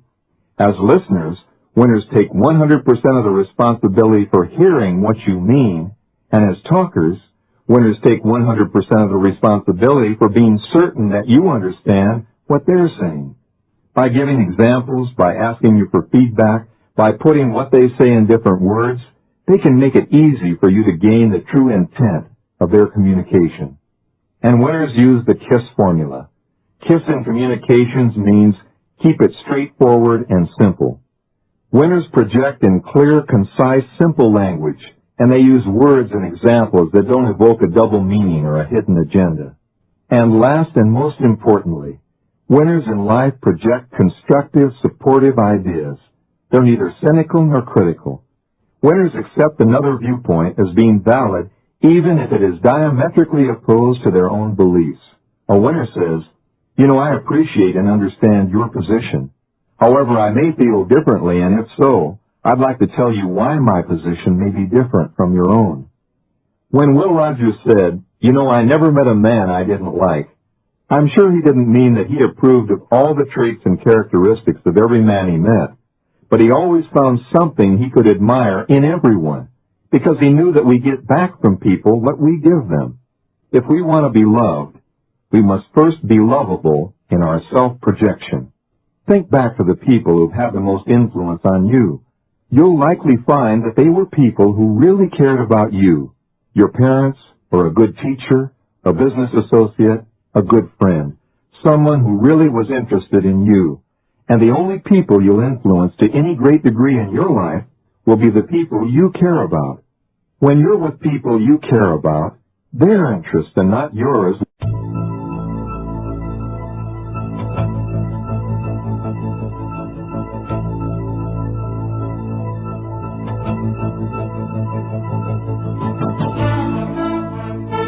As we enter the final few staging years that will launch us into the 21st century, I've never been more excited about our opportunities for winning the game of life. Winning in the 21st century will feature champions of cooperation rather than champions of competition. It's painfully true that strong national strength and defense considerations will continue, and these to prevent intimidation by dictatorships and terrorists, to assure access to world communication and transportation routes, and vital strategic resources. However, the survival of the fittest philosophy will give way to the survival of the wisest philosophy, and that's one of understanding and reason and mutual benefit agreements among all the nations of the world. Why then my unbounding optimism in the face of all this international and domestic turmoil? Well, the answer is simple. We must help each other win right now. Our very survival as a society depends upon it. There's no other option. There are too many people who affect each other's lives, too few resources, too many births, too little time, and too delicate a balance between technology and nature to ever produce winners in isolation today. We as individuals are a vital but single organ of a larger body of human beings in the world. It's as if we all feed off the same main artery for our life's blood supply, and indeed we do.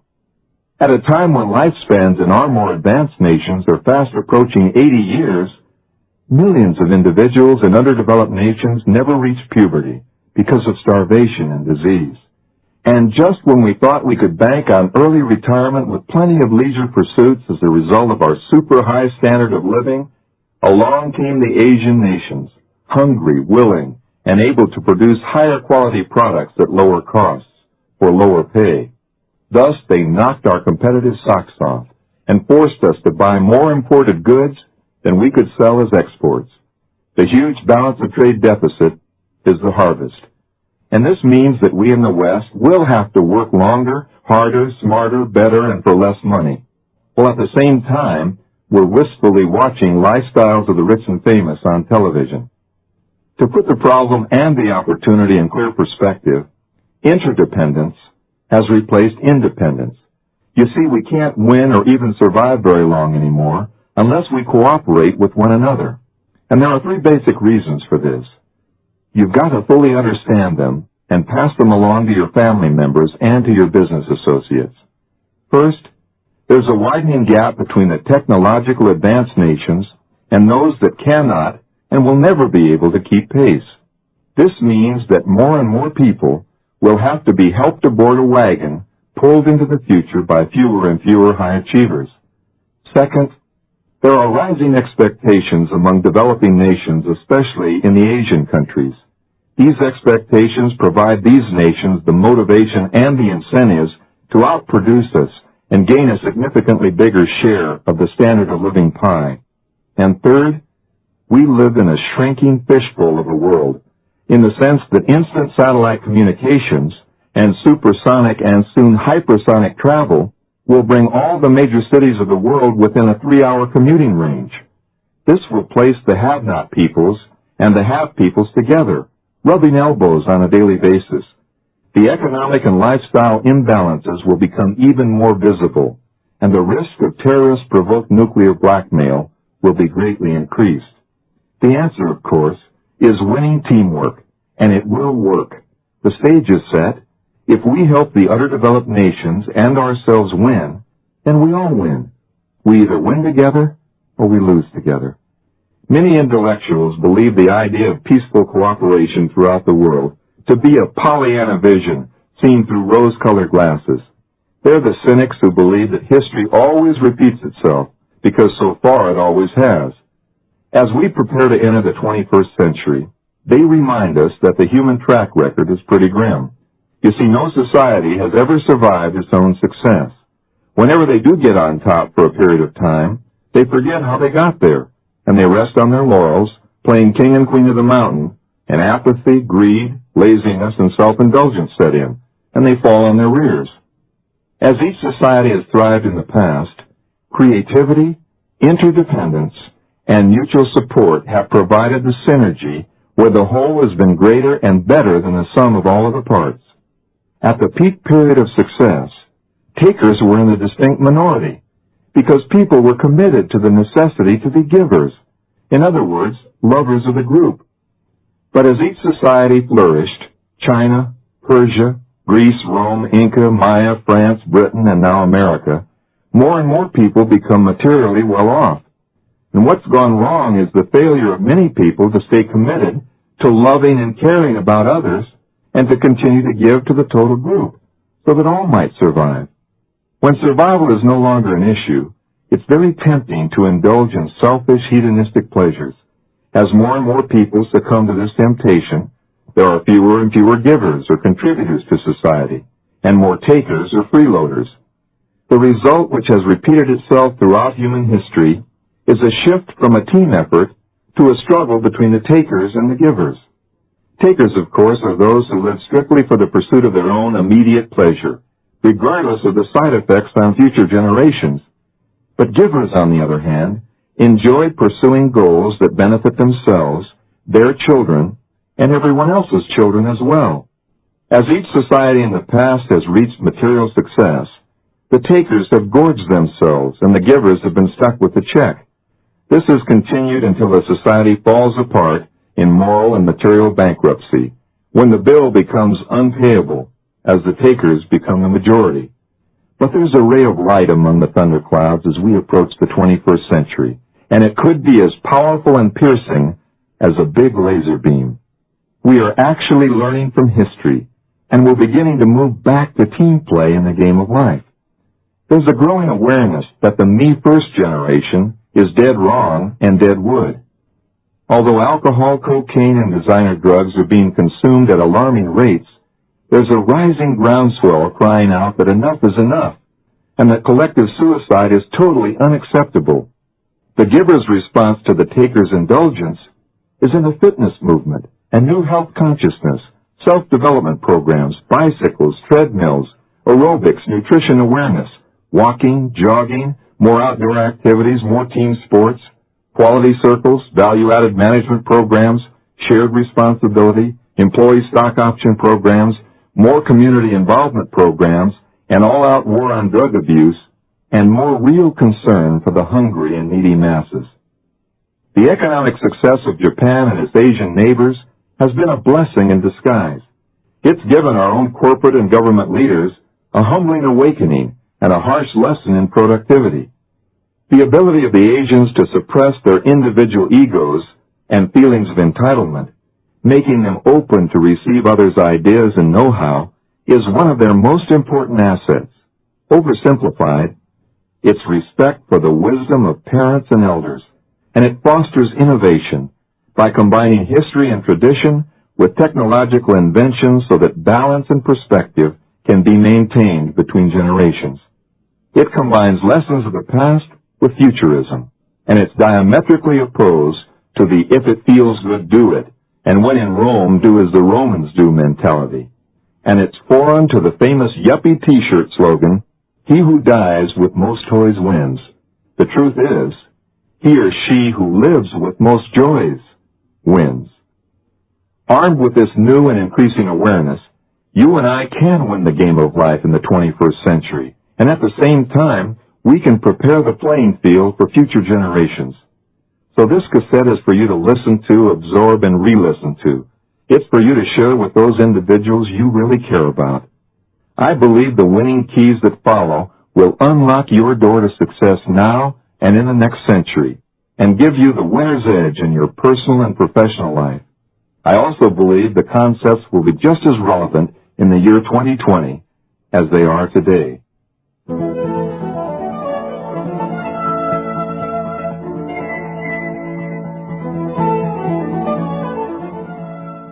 Here are 10 winning keys to the 21st century. Winning key number 1, adapt to the 3 C's. And what are the 3 C's? They are change, complexity, and competition. As we approach the 21st century, you can be certain that these 3 C's will dominate your world: accelerating change, rising complexity, and increasing competition. So don't wait until change occurs and then react. Stay ahead of the change by keeping more informed. This means more reading, more educational television, and less recreational television. It means more seminars, more networking with data resources, and more university courses. It means expanding your circle of friends and associates to include more who are in the cutting-edge high-tech companies and in international or multinational firms, especially those doing business in Asia. To handle increasing complexity, you need to become user-friendly with your computer, even if it means hiring an expert to break down your barriers. But most of all, you need to be time priority conscious. Focus on your most important goals and delegate or eliminate low productivity activities. Winning competitors in the 21st century won't be obsessed with beating out the other person and stepping on others' heads to get to the top. Their motivation will be to do such a good job at their assigned task that they will always be regarded as among the top in a vast field of excellent talent. In the long run, the right approach to competition is that everyone is better off just for having run his or her best race. Real competition comes from those who love to give the customer the highest quality service at a reasonable price and attract repeat business.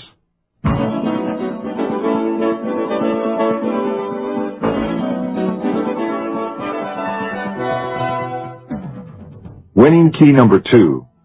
The winner's secret is enjoying the game. If you enjoy your work, you'll do it better. You see, joy cannot be found outside yourself, nor should it be confused with happy hour escapism. Never work solely for the money. Also, don't equate your position or your status with your personal barometer for happiness or success. In other words, work and worth are not really the same. No matter what you do for a living, you're as worthy of experiencing success as anyone else. Identify your abilities and skills. Do a feasibility study. Of all your talents, which have the most promise for future development? What do you really enjoy doing most? Try to incorporate what you really like to do into your career, and also try using more of your hobby skills in your daily profession. Make all of your life a hobby that you pursue with the eagerness and enthusiasm that you bring to an exciting outing on Saturday.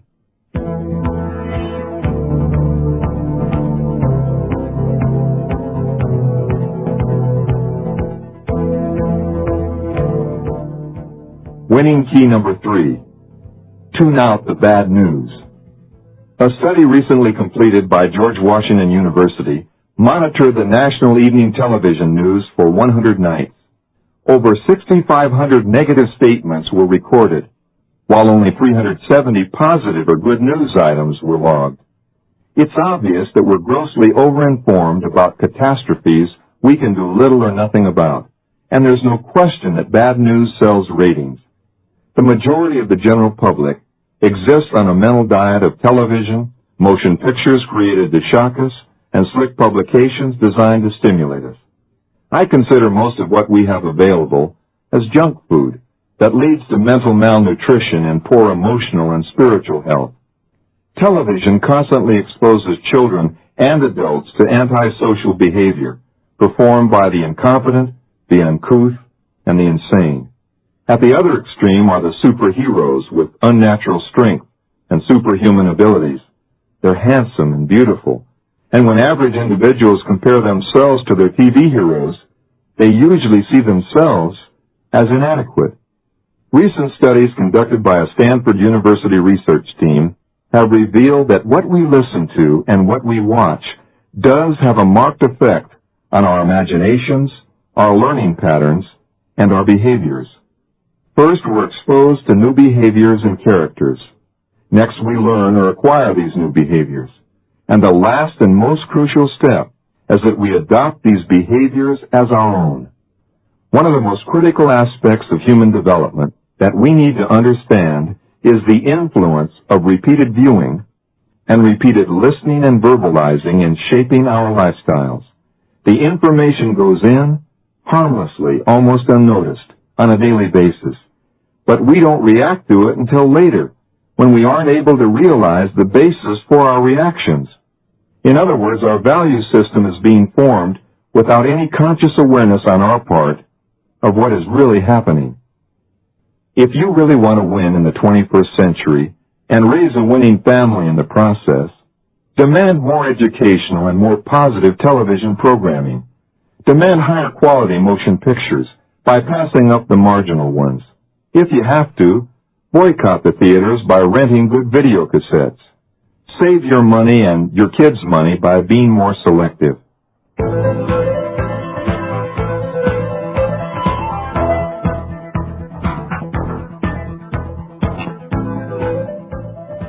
Winning key number 4. Become a lifelong learner.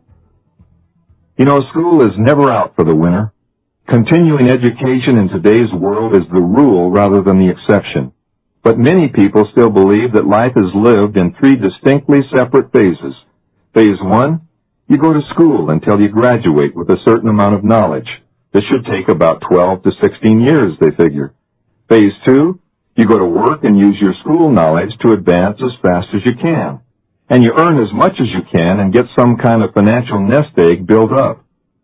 Phase 3, you finally reach your real goal. You retire and go to pasture trying desperately to make up for all the years you wasted in school and at work. This prevalent limiting attitude has been called the 3 boxes of life, and you and I are not going to fall into them. If you're in the early stages of your career, consider these facts. Because of accelerating change, rising complexity, and increasing competition in the world marketplace, you can expect to make at least 4 career changes in your life.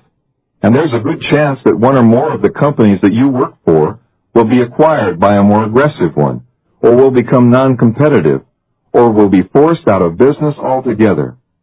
And big organizations are just as vulnerable as small ones. That's why you must never stop learning and never complete your skills training or your personal and professional development. You must become a lifelong learner to remain in the game as a valuable player.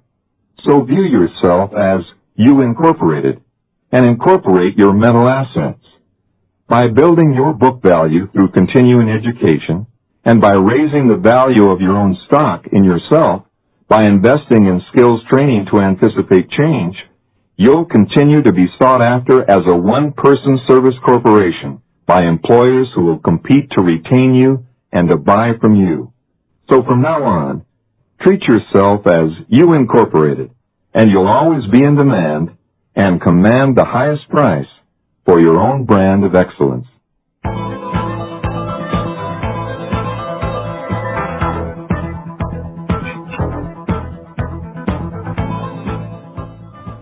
Winning key number 5, become a proactive innovator. There are 4 basic modes of thinking in today's society that individuals have adopted and embraced. 30% of the population are victims of the system in their own minds. They are inactive, and they wait for someone to save them, or they wait for the next catastrophe. 50%, or half the population, are survivors or sustainers. They see themselves swept along by environmental and market conditions. They take one day at a time, with no real game plan or goals. They are reactive, and they wait for a trend, a problem, or a change to occur before they react with a decision that will sustain them. And 10% of the population are dreamers. They're active, dreaming up new ideas in the shower every morning that will change the world or make them successful. They are very active, but they never really get out of the shower, dry off, and take action on their ideas in time to catch a trend. And finally, there are the 10%, like you, who are the innovators. While the victims are inactive, waiting and dreading, while the survivors are reacting and hanging in there, and while the dreamers are in the shower, active but non-productive, the innovators are out of the shower, dressed, ready, and proactive in the market. The innovator for the 21st century has the visionary's ability to look ahead, the philosopher's ability to learn from history, the inventor's ability to employ breakthrough concepts, and the entrepreneur's ability to deliver those concepts profitably and effectively to the marketplace. To win in the 21st century, you've got to become more of a proactive innovator by anticipating change, yes, even welcoming change, and ride the front end of the wave while it is still building and curling. Be a trend spotter and be a wave rider right into the 21st century.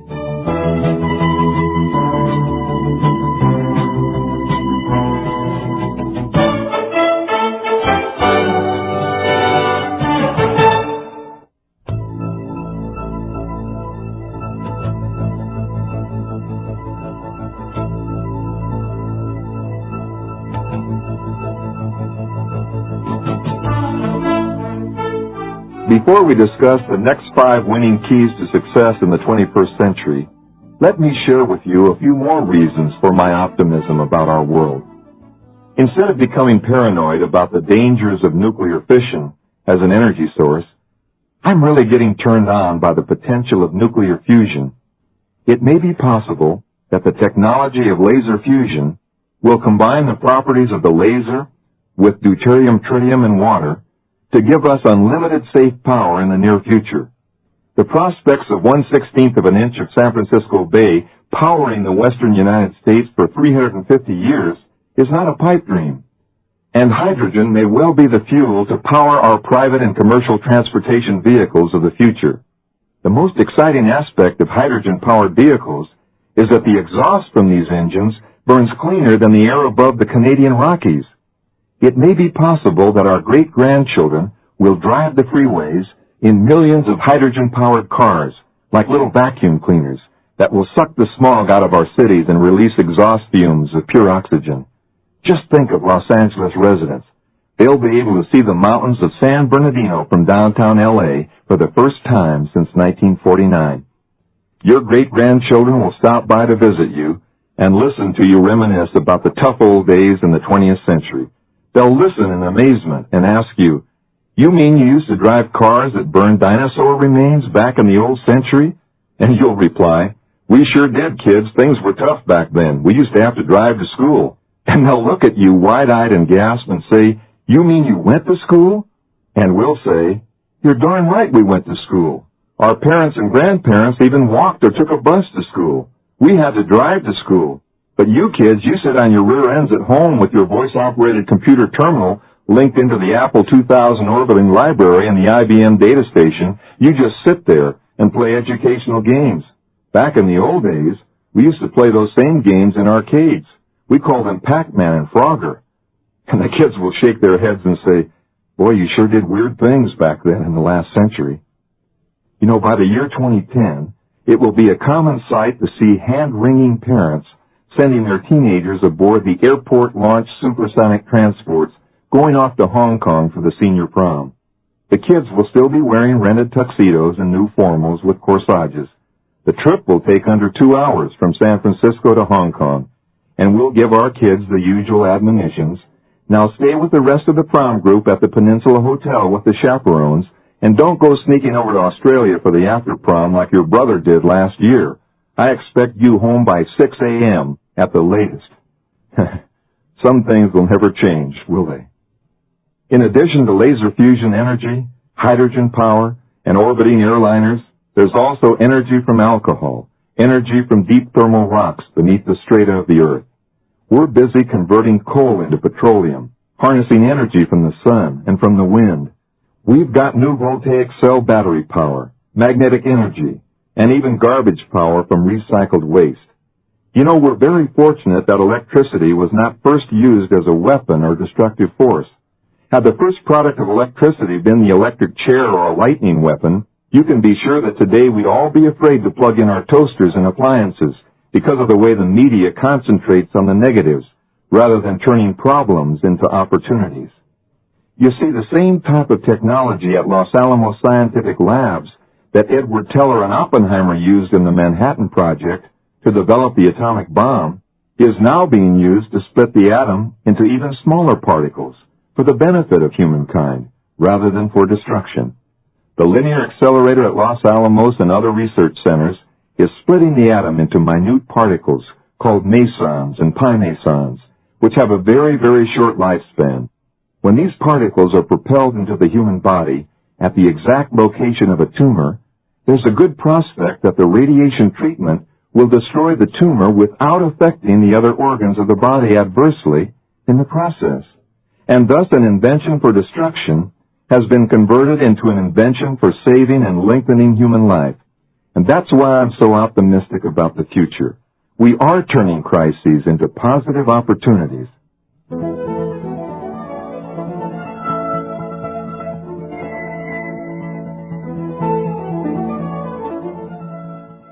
Now let's talk about the second 5 winning keys to the 21st century.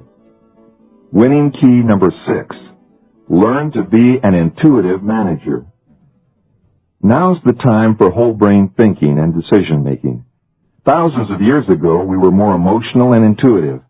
As we learned how to use tools and communicate, we developed into a left brain society, utilizing verbalization, logic, and practical step-by-step solutions to our problems. The technological progress has been staggering, and we seem to have accomplished more in the final 50 years of the 20th century than in all of the previous years of history combined. And this is just the beginning. The computer and voice-operated terminal will make the electric typewriter as obsolete as a butter churner in a few short years. We have a tremendous opportunity for a new age of creativity.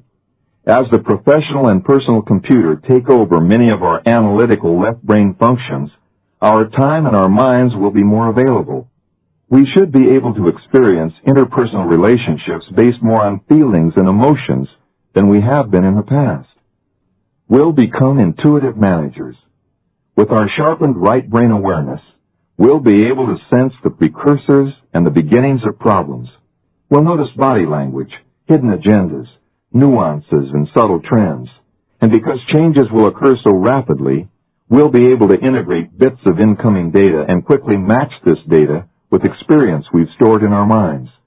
Using both sides of our brain as a partnership, we'll match our head analysis of a problem with our gut feeling or right brain intuition to make the most effective decisions.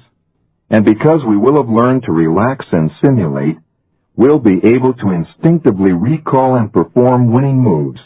All it takes is more awareness and more practice.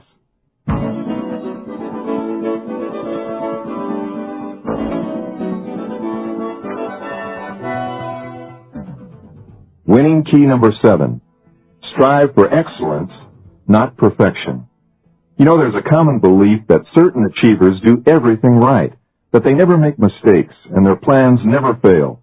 There's the presumption that only if you're perfect, and perfect all the time, only then do you have the right stuff to succeed. Well, nothing could be farther from the truth. Successful winners in the stock market make money on only 2 out of 5 investments.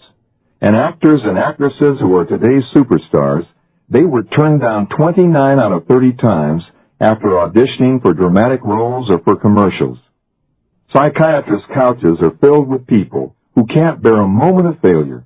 Rather than try and endure and maybe succeed or maybe even fail, these individuals choose not to try at all.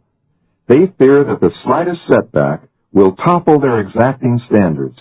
What they are really saying is, I'll never be perfect. I am not perfect, therefore I am not worth the effort to be the best I can be. Throughout my own life, I've learned that nothing will ever be attempted if all objections must first be overcome. If you want to write a book, don't spend 10 years trying to make it the perfect statement of your beliefs. Complete it in 1 year, and keep the reader in mind when you write, and write something the reader wants to know. Writing a book is like painting a barn, not a Picasso. It's better to go out and get the barn painted and get busy, rather than view your work as a masterpiece that must be agonized over. Set a deadline to begin and another to finish. Writing a book or achieving a goal is the same as writing a term paper in high school or college. We really don't get motivated to start writing until the due date pressures us into action. To win in the 21st century, you and I need to get a strategy for approaching our breakthrough ideas and goals. We need to decide what is most important for our success. Then we need a comprehensive database, and when we have the research done, we need to ask ourselves two vital questions. Is this an idea whose time has come and gone? Or is this an idea whose time may never come, or will come too far in the future? We need to remember that finding a niche or a new market takes more time, effort, and capital than filling an existing niche or current market.